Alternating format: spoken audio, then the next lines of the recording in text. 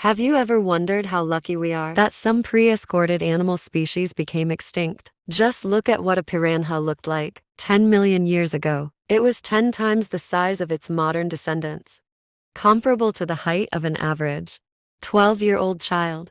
Scientists had no difficulty in modeling the appearance of this ancient fish because its remains are perfectly preserved in the limestone deposits of South America. This means we can examine the creature's real structure, down to every bone. But not all prehistoric monsters were found like that. Some archaeologists have to restore the appearance of ancient animals just by their bone fragments. So some extinct dinosaurs could have looked much different than the textbook pictures. In the size of the individuals we consider real giants could have been much smaller, vice versa. So, what was the most giant prehistoric monster? In our minds, most herbivores are really cute and harmless. But what prehistoric vegetarians look like millions of years ago is simply terrifying. And 70 million years ago, the weirdest of them was the Deinocheirus. Was a two-legged dinosaur whose claws and teeth were so sharp that scientists couldn't decide whether there was any chance it was a predator. Moreover, this specimen was even more frightening than its relatives, because the Deinocheirus had the longest forelimbs among other bipedal dinosaurs. Long debates about what it looked like and what did. They arose from the dubious modeling of the dinosaur's appearance. See, it was based only on the two arm bones found. In fact, the Deinocheirus could have looked like absolutely anything at first. Scientists mistook this animal for carnivorous dinosaur and dubbed it Deinocheirus mirificus, meaning unusual, horrible hand in Greek. But since 1965, when archaeologists found these bones in Mongolia, various scientists couldn't confirm or disprove their hypothesis. For almost 50 years, this might be news to you, but paleontologists not only have to brush off the sand from ancient bones, but actually fight over dinosaur remains. Scientists conduct entire investigations because black market fossil dealers, yes, they exist, often find historically significant bones before they do. And as it turned out, parts of the Deinocheirus skeleton were smuggled from the excavation site in Mongolia, sold through Japanese and German intermediaries to private European collections. Paleontologists had to spend tons of money to buy back the skull and foot.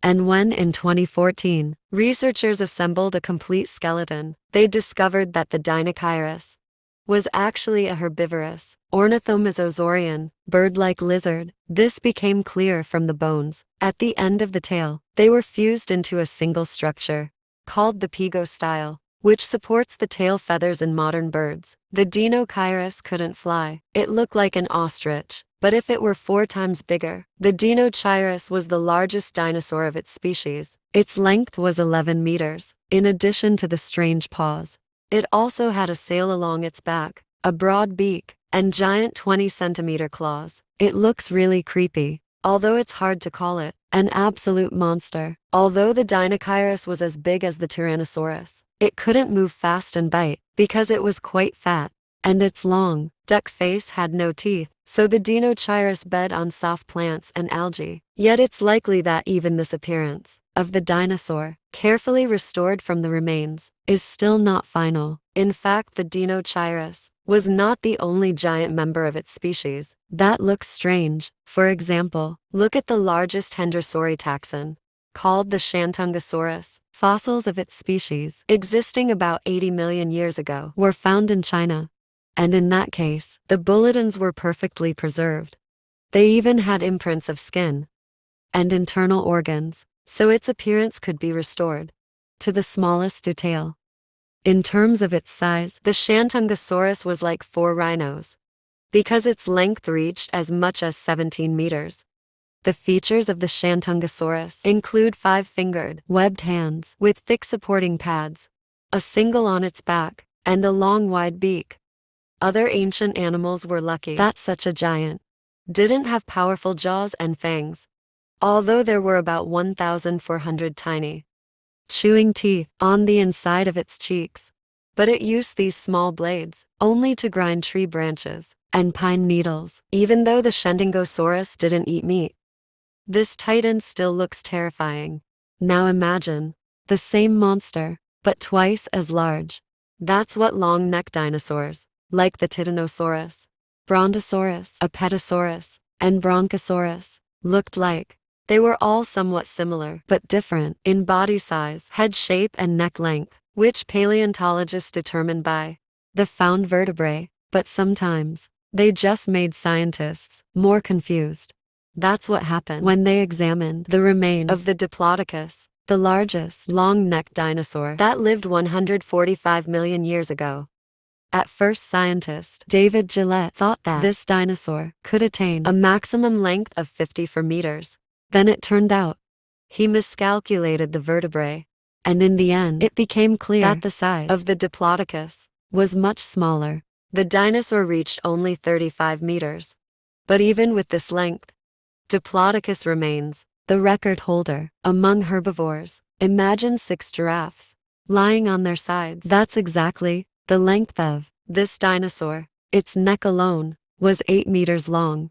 I'm scared to even imagine the appearance of the Arambourgiania, the largest member of the pterosaur family, because its portrait was compiled based on just one bone. One scientist, Camille Arambourg, decided it was part of a giant dinosaur wing.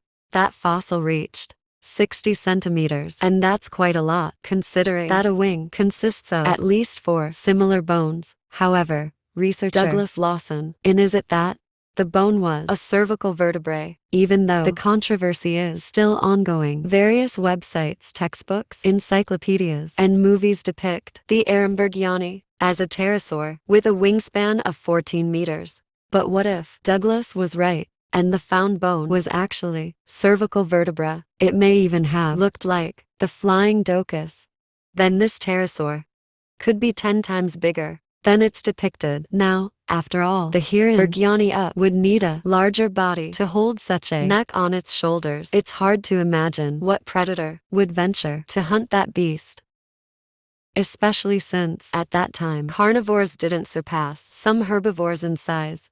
But that didn't stop them from being real killers.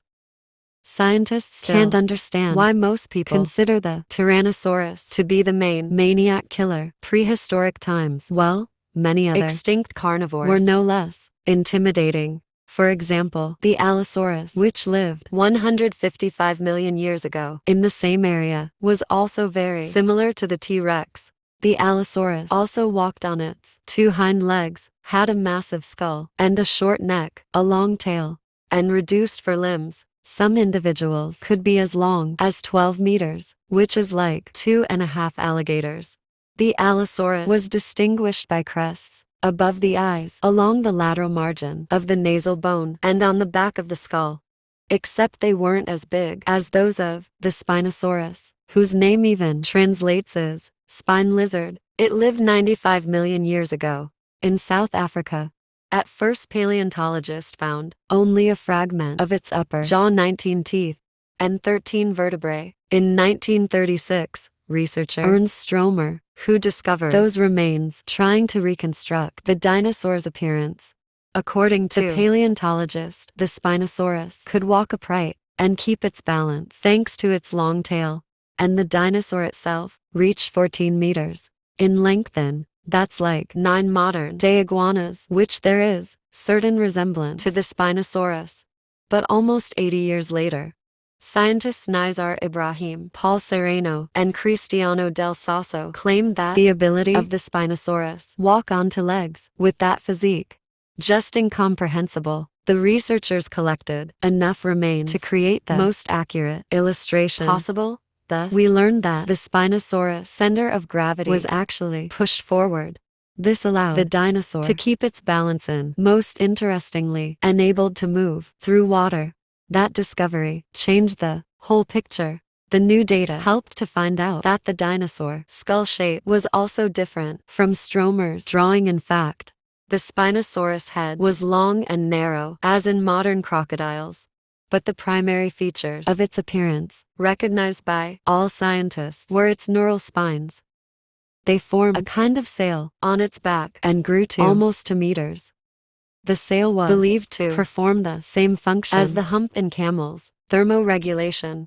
But even the Spinosaurus wasn't the most dangerous of all ancient giant predators. The true leader is the Gigantosaurus. It also closely resembled the Tyrannosaurus, but the Gigantosaurus lived long before 100 million years ago. Dinosaur was described by paleontologist Rudolfo Correa in 1995 from an almost complete skeleton. The body length of the largest specimen was over 13 meters. It had no spines, but there were crests above its nose and eyes. The Gigantosaurus was also notable for elongated skull and teeth, which were even larger than those of the Tyrannosaurus and arranged into rows. In addition, the Gigantosaurus had longer forelimbs. Basically, it looked like a T-Rex that it collected all the most terrifying external features of the other giant prehistoric predators. But since only about 70% of the Gigantosaurus skeleton have been preserved, some scientists believe the dinosaur could reach even larger sizes. When dinosaurs lived, there was more oxygen on Earth, allowing animals to literally become giants. But the most enormous extinct creature was neither the Diplodocus nor the Gigantosaurus. That colossal monster lived in the prehistoric ocean. Do you remember the prehistoric piranhas now? Try to imagine the most common ancient fish. You won't believe it, but even they look scarier and bigger than modern sharks. Take at least the Deinocheirus. This extinct genus of large, armored-jawed fish terrorized the underwater inhabitants of subtropical seas 382 million years ago. They were called armored because of their extra hard foreheads. This fish didn't even need teeth to hunt because its jaw plates served as massive self-sharpening blades. The creature measured 10 meters long, which is 3 times the size of an average modern shark. But since paleontologists have only found the head of the fish, the rest of its body could look nothing like it's depicted. So Ohio paleontology graduate student Russell Engelman decided to compare the proportion of the Deinocheirus armored head with the skulls of hundreds of living and fossil fish, thus concluded that the Deinocheirus most likely reached a maximum length of 4 meters and was more like a fat tuna than a slender shark. Even though the Deinocheirus wasn't that gigantic, it didn't exclude the fact that the fish's grip was deadly now. Imagine what sharks' wave look like in New York Times. The weirdest one looked like a chainsaw killer and was called the Helicomprion. Terrified the underwater world of the North American coast 290 million years ago.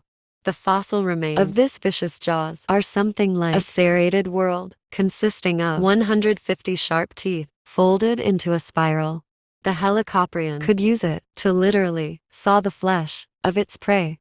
The world of modern animals has no analogs of such a jaw, and today's living sharks, compared to the Helicoprion, look like some helpless salmon, which is 3 times smaller than its ferocious ancestor. Yep. That's exactly the description of the giant prehistoric fish compiled by paleontologists from the fossils of the world. But there was absolutely nothing else, neither the head nor the rest of the skeleton bones. Don't you think this fossil looks much more like a shell? Perhaps it's just a no less weird species of mollusk with sharp growths on its shell that prevented predators from swallowing it. But the Helicopteron is not the only prehistoric shark whose appearance has been reconstructed from just several fragments. We have a similar situation with the Megalodon, the ocean king, living 20 million years ago. Paleontologists were dumbfounded when they found its jaws measuring almost 3 by 3.5 meters. They're still the most enormous shark jaws in history, but in addition to teeth, researchers also found spinal vertebrae. They help calculate the estimated length of the individual, and it's a whopping 15 meters to feed itself. The Megalodon hunted dolphins and even whales. Initially, many reconstructions depicted as an enlarged version of the great white shark because scientists have long thought they were related. But new research has determined that this predator actually belonged to another shark genus, the last member of which was the Megalodon itself. Unlike the great white shark, it had a shorter nose and a flat as it crushed jaw. What creature could possibly be more horrible? The mosasaur. This monster dominated the ocean 70 million years ago. If the megalodon was the king of the prehistoric ocean, the mosasaur was Satanits. Link reached 18 meters, and that's like 7 monitor lizards, which, by the way, are descendants of this reptile. Mosasaurs had snake-like bodies with giant skulls and long snouts, and their flipper-like limbs and hands. The predators, coordination, and water mosasaurs eat the same things as the megalodon and could even resort to cannibalism. After all, satisfy their appetite, they needed a large amount of meat, which could sometimes only be found in other mosasaurs like themselves. Most of the marine animals we know today probably wouldn't exist. If mosasaur had survived to this day, they wouldn't stand a chance against this predator. In prehistoric times, giants were abundant, on land and in the water. But now it's time to find out who is the true king of the titans. Let's imagine an island with all the largest extinct animals gathered together and see how their day unfolds.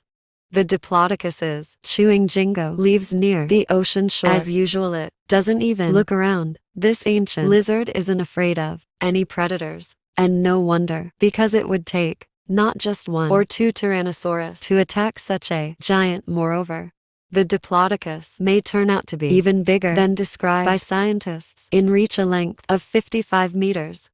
Such a threatening appearance scares away predators. Is there much smaller in size, but not the Gigantosaurus? If scientists miscalculate, for example, the number of its vertebrae, it might be slightly smaller than the Diplodocus. Now a predator, almost as tall as the Diplodocus, is watching the massive herbivore from behind tree branches. Despite its enormous size, this dinosaur is quite agile and can reach speeds of 50 kilometers per hour. So it swiftly bursts out of the thicket and catches the Diplodocus by surprise. The Diplodocus immediately goes on the defensive. The Diplodocus has a very long and flexible tail, so it flicks the Gigantosaurus several meters away with a single blow. But the Gigantosaurus doesn't give up either. Although the three-toed limbs of the Gigantosaurus appeared small in proportion to its body, they were more than muscular enough and equipped with 3 sharp claws each. Therefore, the Gigantosaurus chooses the tactic of wearing down, scratches the Diplodocus, then lunges at it with an open mouth, biting the flesh of the herbivorous reptile with its serrated teeth. The Diplodocus is slowly losing strength as the entire beach is soaked in its blood. Suddenly, the Mosasaurus jumps out of the water with a swift movement and grabs the neck of the Gigantosaurus with its jaws and drags it to the bottom. A Gigantosaurus resists, thrashing and trying to bite the Mosasaurus, but the latter holds the predator in a death grip. There's no chance of escape. The Diplodocus, although injured, survives, and now, in the thicket, a long neck is visible. Perhaps it's a relative of the animal coming to its aid. But it's not. This long neck belongs to the Arambourgiania, the same dinosaur whose bones still confuses scientists, and if it turns out to be part of its neck rather than its wing, the Arambourgiania could look almost like the Diplodocus relative. Suddenly, it attacks the wounded reptile. If scientists misidentified its bone, they could also have been wrong about its diet, mistaking a carnivorous reptile for a herbivorous one. Several Arambourgianas gather around the dying Diplodocus, pecking at its flesh like scavengers. Unfortunately, we haven't yet been able to reconstruct the appearance of the extinct titans with 100% accuracy. Many of them could be very different from how we imagine them, but someday, we may find out which animal could defeat the Mosasaurus itself, a giant Spinosaurus, or maybe a moose with spikes on its shell. What do you think? Write in the comments.